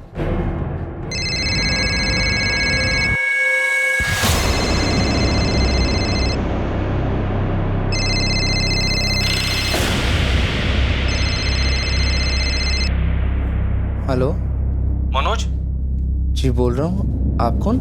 इंस्पेक्टर जादव बोल रहा हूँ, वडाला पुलिस स्टेशन से। जी साहब, क्या हुआ साहब? ये तुम्हारा दोस्त हुसैन कहाँ है? हुसैन मुंबई में ही होगा साहब, मैं तो इधर गांव में हूँ। क्या हुआ साहब? अब क्या किया हुसैन ने? मुझे हुसैन का पूरा नाम चाहिए, उसके फैमिली के बारे में क्या जानते हो तुम? साहब उसने कभी अपना पूरा नाम बताया नहीं, मैं उसे हुसैन ही बुलाता था साहब, और ज़्यादा जान पहचान तो थी नहीं हमारी। हम एक ही जगह काम करते रहे, बस इतना ही साहब। और वैसे भी मैं उससे 2 हाथ दूर ही रहता था साहब। क्यों? साहब एक तो वो बहुत पीता था, ऊपर से ज़रा सी बात पे सबसे झगड़ा करता था साहब, और कोई भी उसको काम पर लेना ही नहीं चाहता था। मजदूर कम हो, मजबूरी हो, तभी उसको बुलाते थे साहब। मनोज, तुम्हारे दोस्त हुसैन का खून हो चुका है। क्या? किसने मारा होगा उसे? साहब ये मैं कैसे बता सकता हूँ साहब, सबसे तो झगड़ा था उसका साहब, ठेकेदार से, मजदूर से, सबसे झगड़ा करता था साहब। सबके साथ उसका झगड़ा होता था, तुम्हारे साथ कभी हुआ नहीं? सब मेरा भी होता था, पर हम लोग साथ में मजदूरी ढूंढते थे, इसलिए वो मेरे साथ ठीक ही रहता था साहब। सोच के बता, कौन हो सकता है इसके पीछे? पता नहीं साहब। ठीक है, कांति तुम जा सकते हो। देसाई, पता करो मनोज उस रात कहां गया था, उसके हर मूवमेंट को ट्रैक करो। हो सकता है इस मर्डर में वो भी शामिल हो और फिर एक्सीडेंट का बहाना बनाकर गांव भाग गया हो। सर, एक मिनट, मनोज का फोन। हाँ मनोज बोलो। साहब एक बात बतानी थी। बोलो। हुसैन का पंगा हुआ था मंटू के साथ, उसी ने मुझे बताया था साहब।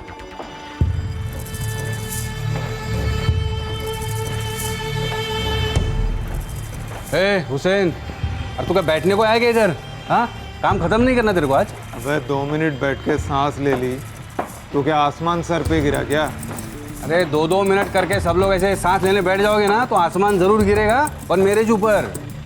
देख, काम करोगे तो पैसा मिलेगा, नहीं तो नहीं।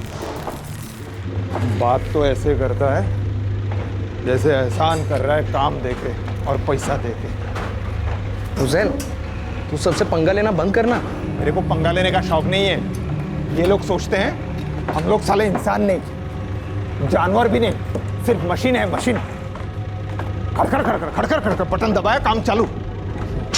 कल वो लंगड़ा मंटू पीछे पड़ गया था, साला किसी दिन खोपड़ी सटक गई ना, उसको ठोक डालूंगा मैं। तू अगर पीना बंद करेगा ना तो सब ठीक हो जाएगा तेरे लिए। ये मंटू कहाँ मिलेगा? साहब ये तो मैं नहीं जानता, पर हुसैन ने ही बताया था कि उसका मंटू के साथ पंगा हुआ था। दोनों देसी दारू के अड्डे पे इकट्ठे जाते थे साहब, और वो मंटू क्या करता था, मजदूर था, क्या था, मुझे नहीं मालूम साहब। मैं सिर्फ हुसैन के मुंह से नाम सुना था उसका। देसी बार का नाम पता है तुझे?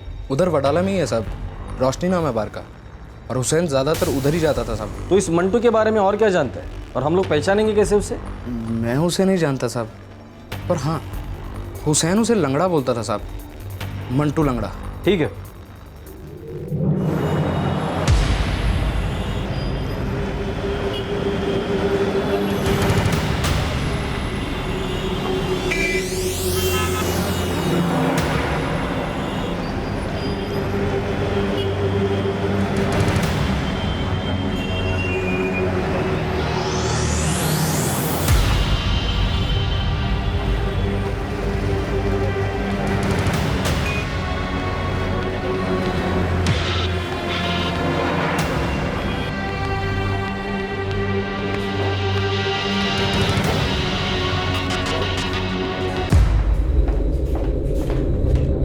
सर 3 रात हो गई, मनोज ने बताया था वैसा कोई भी आदमी उस बार में नहीं आया। इस मनोज के बारे में कुछ पता चला? नहीं सर, ऐसा नहीं लगता कि उसका मर्डर में कोई हाथ है। वो जिस साइड पे काम करता है वहां से मैंने कंफर्म किया, उसका वाकई में एक्सीडेंट हुआ था। हुसैन की लाश अभी भी मॉर्ग में वैसी ही पड़ी हुई है। सर किसी दूसरे स्टेट से काम की तलाश में आया होगा, इनका कोई फिक्स ठिकाना तो होता नहीं है। रोजगार की तलाश में रोज सुबह स्टेशन के बाहर खड़े रहते हैं, कौन इनका नाम पता लिख के रखेगा? बात तो ठीक है देसाई, पर मर्डर किया किसने वो तो पता करना ही पड़ेगा। हो सकता है हुसैन को जिसने मारा है वो उसकी फैमिली को जानता होगा। हो सकता है सर।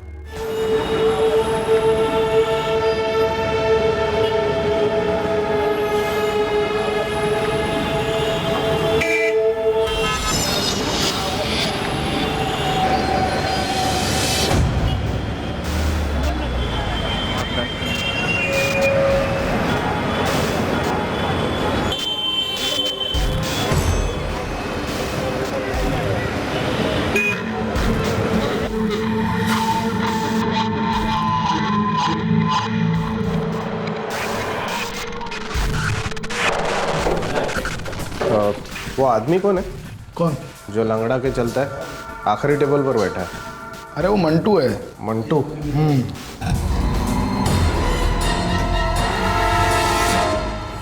क्या हुआ साहब?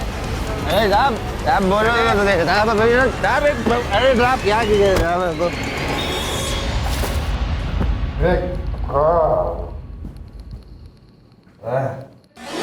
तूने मारा इसको? दिखता नहीं है बराबर साहब। देख, इसका नाम हुसैन है, हुसैन। बहुत दिन लगे पता करने में इसका नाम क्या है। अब तक तो सिर्फ 2 ही बातें पता चली है। इसका नाम हुसैन है और इसको तूने मारा है। हुसैन, वो मजमत साहब जानता ना उसको। तूने मारा इसको? साहब, मरे हुए को कौन मारेगा? अच्छा, ऐसा ही इसको उल्टा लटका दो, फिर ये सब सच बोल दे। नहीं साहब, अब सच बोलेगा ना साहब। साहब कौन मारा किसको सब बोल डालेगा। साहब पौवा पिला दो।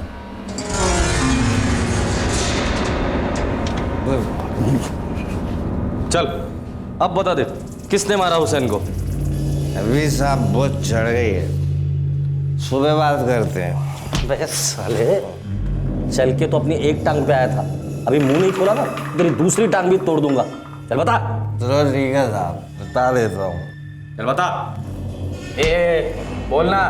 हुसैन को मैंने मारा था। साथ में मेरे 2 दोस्त थे, बबलू, चंदर। बहुत अकड़ थी साहब हुसैन में। 2 कौड़ी का मजदूर, मैं कॉन्ट्रैक्टर। फिर भी साला सबके सामने गाली देता था मेरे को साहब। हाँ तो क्या पूरा नहीं करेगा काम? बार बार कान मत खा, काम बोला है हो जाएगा। तू मच करेगा ना तो नहीं होगा। नहीं, मेरे को अभी पूरा काम चाहिए। चलो चल, अभी तो मैं नहीं करता, तू उखाड़ ले जो उखाड़ना। ए हुसैन, कॉन्ट्रैक्टर मैं, तू नहीं समझा क्या? चल। बे तू सिर्फ ठेकेदार है, मेरा बाप तो नहीं ना जिसकी मैं सुनूं।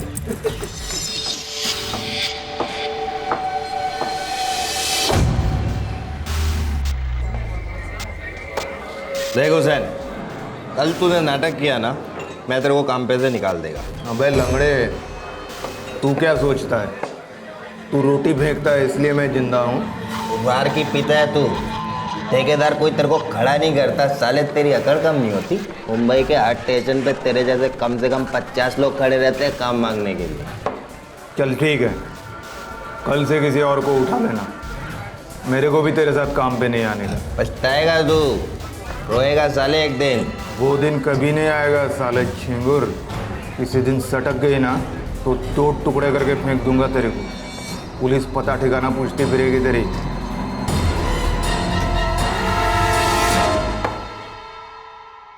बस साहब, खोपड़ी दारू का भट्टी बन गए मेरे से ऐसे बात की, तभी सोच लिया साहब इसका तो ठीक करने का ही है। मैं बोला चंदर और बबलू को, अरे का ऐसा सेटिंग करने का है, काम मांगना भूल जाए। पकड़ लिया उसको तीनों ने।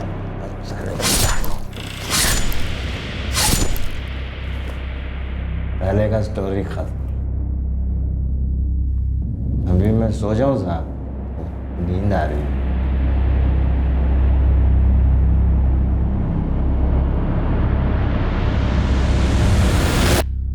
सर, उस मंटू ने पूरा पुलिस स्टेशन सर पे उठा रखा है। अरे बुलाओ ना साहब को, मेरे को बात करने का है। क्या रे, क्यों हल्ला कर रहा है? क्या साहब, इधर काहे को बंद कर रखा है? मेरे को काम पे जाने का है साहब। साहब मेरा पूरा काम, साहब पूरा लोग मजदूर इंतजार कर रहे होंगे साहब मेरा। चुप, क्यों शोर मचा रहा है? शोर काहे का साहब? ये लोग बोल रहे हैं मैंने किसी हुसैन को मारा है। कौन हुसैन साहब? मैंने नहीं मारा किसी को, फंसा रहे मेरे को ये लोग। जास्त शानपणा करो नको साहब। अब मैं ठेकेदार हूँ साहब, मर्डर वर्डर काम ही नहीं मेरा। रात को टाइट होकर पूरी स्टोरी बोल चुका है तू। क्या क्या बोला मैं? सब मैं क्यों मारेगा किसी हुसैन को साहब? साहब मेरे को देरी हो रही है साहब, मेरे को साइट पे जाने का है साहब। साइट पे जाना है तुझे? देरी हो रही है? अब तेरी उतर गई है ना, अब तू सब सच बोलेगा। येऊन जा रे आला। साहब खाली पीली गरीब को फंसा रहे हो साहब। मैंने नहीं मारा साहब किसी को, मैं सच्ची बोल रहा है साहब। ऐसा लगने लगा था कि पुलिस के हाथों हुसैन का कातिल लग चुका है। पुलिस को पूरी उम्मीद थी कि मंटू से पूछताछ कर हुसैन का पता, पूरा नाम और सब जानकारी मिल सकेगी। पिछली रात मंटू ने जुर्म कबूल किया, लेकिन सुबह होते ही उसने यू टर्न ले लिया। क्या कभी इस केस को क्लोजर मिलेगा? क्या मरने वाले को नाम, पता, परिवार, आइडेंटिटी मिल पाएगी?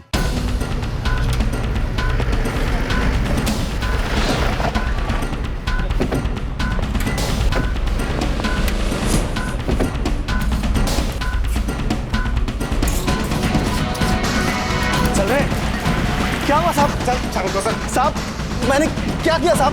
साहब मुझे क्यों लेके जा रहे साहब? चंदर कहाँ है? पता नहीं साहब, बहुत दिन से उसको देखा नहीं। चला। कैसे मारा हुसैन को?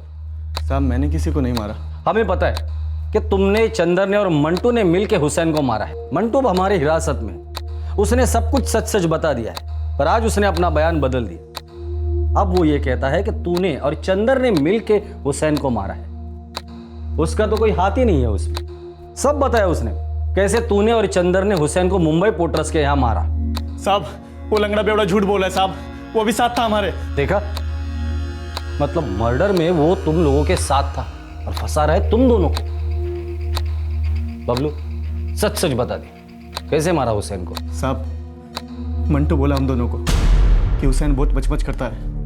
हमने भी देखा था साहब, बहुत अकड़ता था वो। तो मंटू बोला कि उसको सबक सिखाने का है। हमको कोई लफड़ा नहीं चाहिए था साहब, सब उसको ही मांगता था। फिर तूने क्यों मारा हुसैन को? साहब वो हम अरे मंटू, आज तो तू मेरे को पिला रहा है। मेरी तो खोपड़ी सटकती है ना मेरे को देखते ही। अभी अपन ने सोच लिया है, झगड़ा डंडा सब खा। बोल तू क्या बोलता है? सोच के बोल। धार मार के आता है फिर। हाँ? अबे कर देते हैं आज इसका हिसाब। अबे पर इसको मार के मिलेगा क्या? साले पलटी खा रहे हो तुम लोग। बोले थे ना साथ दोगे। जाने दे, फालतू के लफड़े में नहीं पड़ने का। अरे तो साला वैसे ही मरा है, 2-4 साल में पी के और मर जाएगा। छोड़ा तुम लोग यार। मैंने सोच लिया, आज से सब झगड़ा खत्म। इसलिए आज मैं तेरे को पिलाएगा। तू भी क्या याद करेगा साले?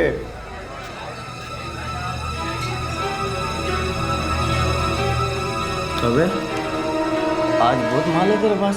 सब कॉन्ट्रैक्टर लोगों के साथ पंगा लेके सबसे वसूली कर लिया, सबका हिसाब खत्म।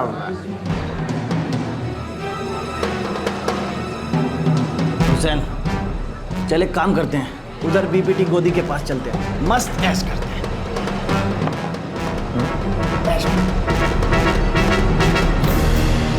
चलो साले के ऐश करते हैं आज। हमने सोचा था हुसैन का पैसा मार लेंगे और मंटू जो चाहता है वो भी कर देंगे। मंटू भी खुश, अपन भी खुश।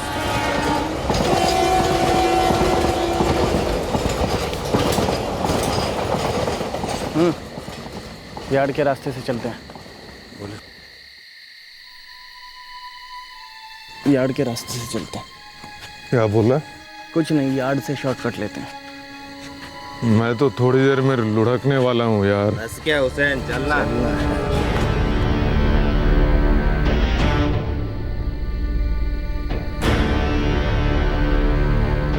वो पावस्कर है ना, पावस्कर, वो मेरे को टशन देता है। मैंने उसको बोला है चल निकाल मेरे पैसे। वो बोलता है आज नहीं मिलेगा। बोले मिलेगा कैसे नहीं भैया? ये चंदर कहाँ है? नहीं पता साहब, हम तीनों ने सब माल आधा आधा किया। उसके अगले दिन से मैंने चंदर को कभी नहीं देखा। ये हुसैन का घर कहाँ है और उसके घर वाले कहाँ हैं? वो नहीं मालूम साहब। हम लोग साइड पर मिलते थे या फिर बार में। कौन किधर रहता है क्या मालूम साहब।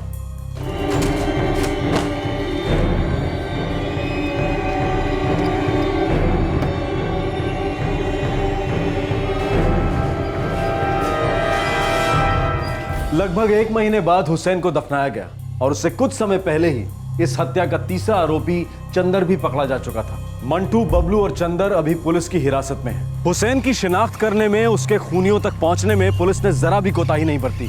सारी कड़ियां जोड़ ली गई और कातिल आखिर पकड़े गए। एक कड़ी अब तक या फिर न जाने कब तक अनसुलझी रहने वाली थी। हुसैन का पूरा नाम क्या था, कहां से आया था वो और कहां है उसका परिवार? दूर दराज से न जाने किस किस गांव से ये लोग रोजी रोटी की तलाश में शहरों में आते हैं। कुछ कारीगर, कुछ सिर्फ मजदूर, कुछ हुनर की कमाते हैं, कुछ मेहनत की। शहरों को सिर्फ वो हाथ चाहिए होते हैं जो ईंट पर ईंट रखते जाएं, मंजिलों के ऊपर मंजिलें बनाते जाएं, इमारतें खड़ी करती जाएं, हमारे घर बनाते जाएं, हमारी और कईयों की जिंदगी कंप्लीट करते जाएं। और उनकी जिंदगियां कभी कभार बिना क्लोजर, बिना समापन के खत्म हो जाती हैं। आपसे फिर मुलाकात होगी क्राइम पेट्रोल दस्तक में एक और नए केस के साथ। क्राइम पेट्रोल के और भी दिलचस्प कहानी देखने के लिए हमारे चैनल को सब्सक्राइब करें और बेल आइकॉन दबाना न भूलें।